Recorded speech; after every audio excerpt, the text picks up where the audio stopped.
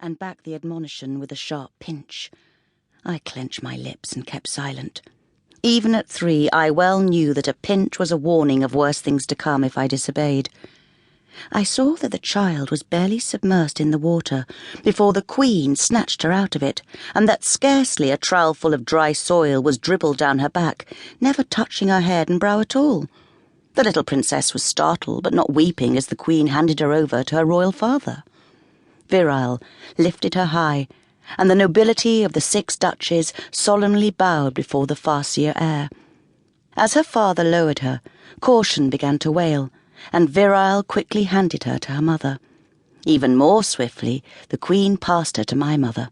Wiped clean and wrapped in her blankets, Caution settled again, and my mother returned her to the Queen. I remember little more of that day, save for a comment I heard pass from one duke to another. She was under the water so briefly the bubbles didn't even rise from her skin. Her name was not sealed to her. The other shook her head. Mark me well, Baines. Her parents will not have the heart to raise her as sternly as they ought.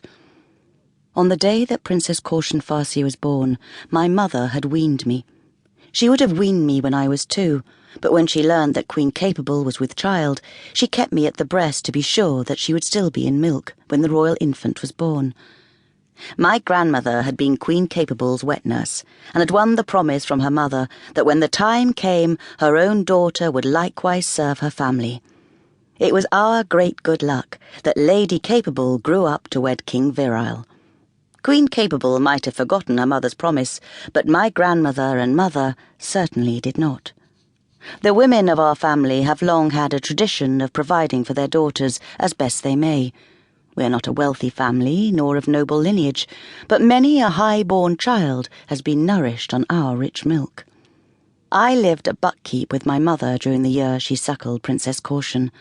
My mother saw to it that from the first day the princess was entrusted to her care, I served Her Royal Highness.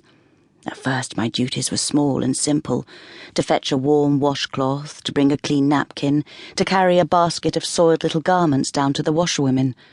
But as I grew, I became the princess's servant more than my mother's helper. I held her hands for her first toddling steps, interpreted her babyish lisping for adults too stupid to understand her, and helped her in all ways that an older sister might help a younger one. If she wanted a toy, I fetched it for her. If she finished her bread and milk and wanted more, I gave her mine. For my mother whispered into my ear every night before I slept, "Serve her in all things, for if she makes you hers, then you have made her yours as well. Then, perhaps, as you grow, your life will be easier than mine has been." So, from a very early age, I gave way to the princess in all things. I soothed her hurts, quieted her tantrums, and indulged her in every small way that I could. It was me she wanted to cut her meat, and me who tied her slippers. My bed was beside my mother's, in the room adjacent to the Princess Caution's nursery. When she had a restless night, an evil dream, or a teething fever, I often slept in her big, soft bed beside her, and she took comfort from my presence. I became invisible, as much a part of the princess as her little green cloak or her lacy white nightdress. Queen Capable was a doting but not attentive mother. She adored the sweet, calm moments with her baby, but quickly surrendered the child to my mother's care the moment Caution became soiled, fractious, or trying. That suited my mother well. She always did her best to give the Queen exactly the experience of her child that she wished to have. I marked well how this benefited my mother and me in my childish way. I mimicked this behaviour with the little princess. Caution was not sickly, but neither was she a hearty infant.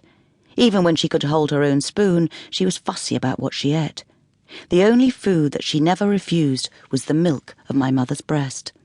Perhaps that was why she was allowed to nurse long past the age at which most children are weaned. But the more likely reason was that the little princess was never refused anything she wanted.